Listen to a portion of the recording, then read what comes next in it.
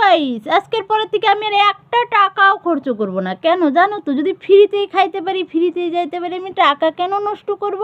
সে একদম আমি করব না। কেন জানো তো? আজকে আমি সকাল ভোর 5টার সময় ঘুমের থেকে উঠছি।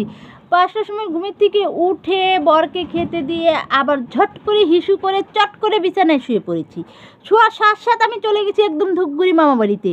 মামাবাড়ি গিয়ে সেখানে দেখি কি বিশেষ আয়োজন, মানে কালী পূজা হচ্ছে, অথচ আমাকেই বলে নাই। যাই হোক, বলে নাই তবু কী হয়েছে, আমি চলে যেহেতু এসেছি, আমি তো আর না খেয়ে যাব না। তো কালী পূজা হইলো, প্রসাদ খেয়ে দিয়ে সেখানে লুচি মিষ্টি পায়েস খিচুড়ি একদম পেট ফুল করে খেয়ে নিয়েছি। খাওয়া দাওয়ার পরে একদম বিছানায় ঝট করে শুয়ে পড়েছি। ঝট করে শোয়ার পরে আবার আমি চ্যাংড়াবান্ধা চলে এসেছি। চ্যাংড়াবান্ধা গিয়ে আমার কাকা শ্বশুর বাড়ি গিয়ে দেখি কি, ও বাবা, সেখানে যে গরম মসুরির ডাল, লেবু, আচার, চাটনি, পাঁপড় ভাজা, মাংস। আমার আরও খিদে পেয়ে গেছে। যাই হোক, আমি খেয়ে নিলাম।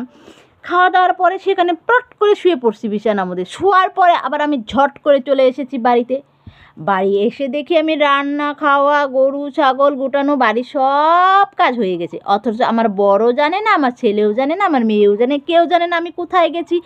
এত জায়গা ঘুরে টুরে এসে আমার সব কাজ কমপ্লিট হয়ে গেল, অথচ আমার কেউ জানে না, আমার বড়ও জানে না আমি কত কী খেয়েছি, কোথায় কোথায় ঘুরেছি, কেউ জানে না। ঠিক আছে?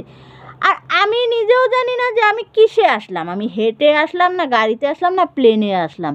তো আমার গাড়ি ভাড়াও লাগলো না, আমার খাওয়াটাও ফ্রি, গাড়ি ভাড়াও ফ্রি, আমার সবই ফ্রি। তাই আজকে থেকে ভাবছি আমি শুধু স্বপ্নেই ভাসবো, স্বপ্নেই উঠবো, শুধু খাবো, বিছানায় যাবো, স্বপ্ন দেখবো আর সাকাই বাড়ি ঘুরে আসবো।